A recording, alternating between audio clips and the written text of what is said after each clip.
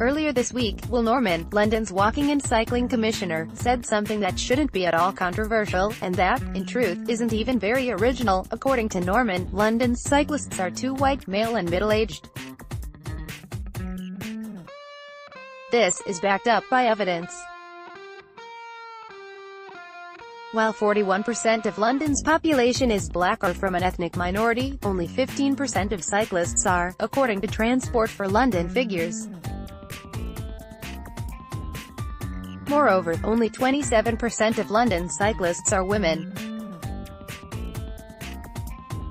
Norman went on to say that for cycling to be considered a success in the capital, it must be taken up by a more diverse population, which, coincidentally, I also said last month in the New Statesman. Twitter, of course, went ablaze at Norman's suggestion for setting diversity targets. LBC conducted an online poll, taken by over 26,000 people, in which 80% rejected Norman's indictment. It did not disclose what percent of these were white and middle-aged. Leave. EU went so far as to call Norman a moron. To the online mob, this is just another case of the liberal elite seeing racism in everything. Cyclist critics of Norman have argued that if more money is spent on cycling infrastructure, it will lead to a more diverse population of cyclists. Others acknowledge the problem, but say it is low on the priority list. Here's why they are wrong. 1. It's BME taxpayers' money. Mike Brown, the Commissioner for Transport for London, also apologised earlier this week, saying London's cycle lane expansion had been ill-judged and rushed. There was a perception, he acknowledged, that increased funding into cycling was being seen as a way to get middle-aged men cycling faster around the city. Yet the spending continues. Sadiq Khan, London's mayor, has promised to spend £169 million on cycling schemes in the capital for the next 5 years. This money is largely being spent on increasing cycling infrastructure such as quiet ways and new cycle routes. The logic appears to be, make cycling safer and more people will cycle. While this makes sense, it ignores the very different barriers facing people of color and women wanting to take up cycling. Norman has previously noted that outreach cycling programs are a highly efficient means of getting more people from underrepresented backgrounds on two wheels. TfL has plowed money into its cycling grants program, which it says is predominantly targeted towards BME cyclists, 47 out of 66 projects. Yet in a city the size of London, these schemes do not address the issue on a large enough scale.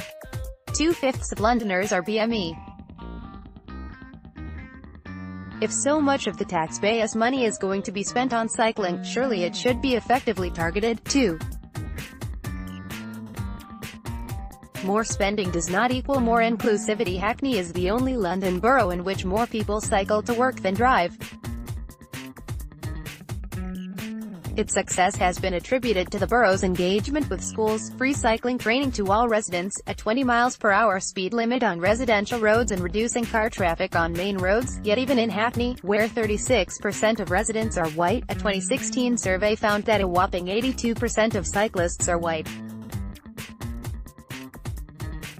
Councils in boroughs like Hackney have focused primarily on increasing numbers of cyclists, without paying attention to the types of people taking up cycling. In other words, the borough undermines the idea that spending more money on cycling infrastructure alone will make it more inclusive.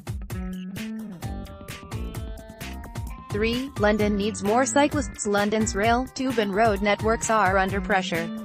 The air is polluted. Cyclists take up less space and leave less damage behind. A report by TfL on London's cycling potential found Londoners make 8.17 million daily trips by motorised transport that could be done on bike. It found that BME groups account for 15% of current cycle trips, but 38% of potentially cyclable trips. In other words, London's future growth in cycling is reliant on more BME residents taking up cycling. 4.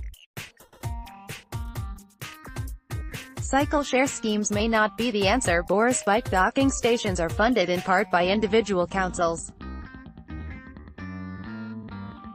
A study conducted in 2012 found that Boris bike users were more likely to be female and live in areas of low deprivations and high cycling prevalence. These cycles have cost taxpayers more than £200 million over the last 8 years, yet Zone 2, where many ordinary Londoners spent the bulk of their time, is still hardly covered by the scheme. Only 6% of the 300,000 members of the Santander cycle scheme are BME.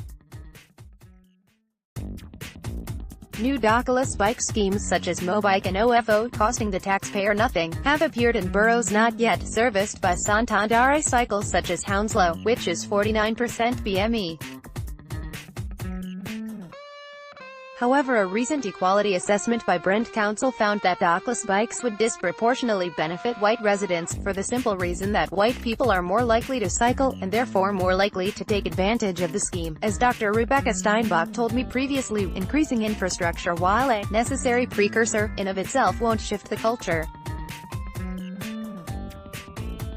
A study by Portland State University found that harassment and fear of crime were larger barriers to women and cyclists of color than white male cyclists, spending more money on cycle share schemes, without discussing or engaging specifically in the reasons for the lack of BME users is self-defeating, as these schemes are intended to increase cycling uptake in those who do not tend to cycle.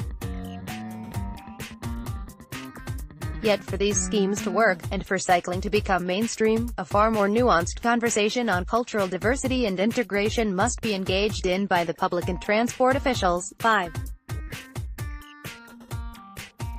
This really should not be so controversial. 5 years ago, Boris Johnson, then the Mayor of London, said the same thing that Will Norman said this week. But you would not have guessed that from the backlash. In a world in which people cannot acknowledge that bikes in London are ridden predominantly by white middle-aged men, how can we expect to talk about immigration or the refugee crisis? The fundamentals of the problem are clear.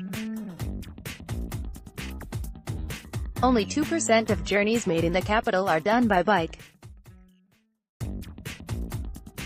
For far too long, London has simply thrown money at the problem, be it through cycle superhighways or on Boris bikes. In essence, London's transport commissioners have taken their cue from Tom Cruise in Field of Dreams: if you build it they will come. Yet we have enough cycling data to acknowledge this is patently untrue. Targeting potential BME and women cyclists must now become the heart of London's cycling strategy.